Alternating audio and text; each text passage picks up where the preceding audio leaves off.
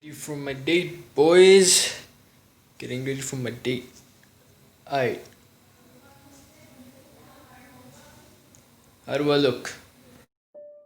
After caring for his baby daughter by himself for almost 2 years, a widower decided it was time to find the girl a new mother.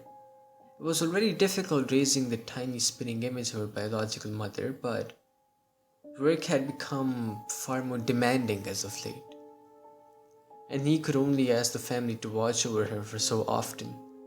They didn't seem too interested in helping their struggling relative, likely out of self interest. Babysitters had become the norm, and not only did it seem wrong for this baby girl to not be raised by a woman she would grow to call mom, but it was putting a strain on his already meager savings by having to pay for the caretakers each night. He began saving more money, working more overtime than ever to both pay the babysitters and put away just to save up for one night date.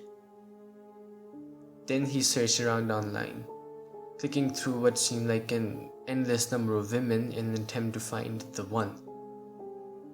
Eventually, she appeared. She had a gorgeous face, lived in the same city, and seemed to make quite a point of liking kids on the profile. Exactly what he was looking for. They traded messages for a few days before agreeing to meet and go on a blind date. The man was ecstatic. He hired what he hoped would be the last babysitter he'd need for a while, and went out. The two met at a bar, exchanged information about one another, flirted here and there, and overall they were enjoying their time together. But as the night went on, the woman seemed to be getting more irritated. The man eventually asked if something was bothering her. "Oh, it's pretty loud here, don't you think?" she shouted in response over the music. The man had to agree. For a bar, even this was pretty loud. "Well, I don't know if you'd accept, but perhaps we could head over to my place and I'll make some dinner. It's not far from here, we could walk." The woman smiled and nodded, and so, after paying their tabs, the man led her to his home. The sitter was surprised to see them, but the man explained and paid her. And shortly after she left, he then turned to his date. "Please, this way." They entered the kitchen, and the woman took a seat at the table while the man prepared a rotisserie chicken for dinner, hidden from view to surprise his date. As the chicken cooked, however, there was a crying coming from down the hall. His baby girl, in his love-struck daze, he had forgotten his child.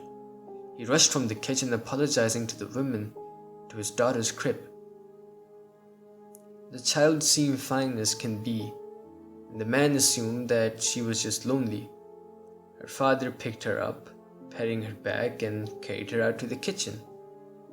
"I'm sorry, I was going to bring this up, but I saw that you like kids, so it's fine," the woman replied with a kind smile. "You said you had a daughter on your profile anyways." "Oh, oh, I did?" "Guess I forgot," he replied, chuckling.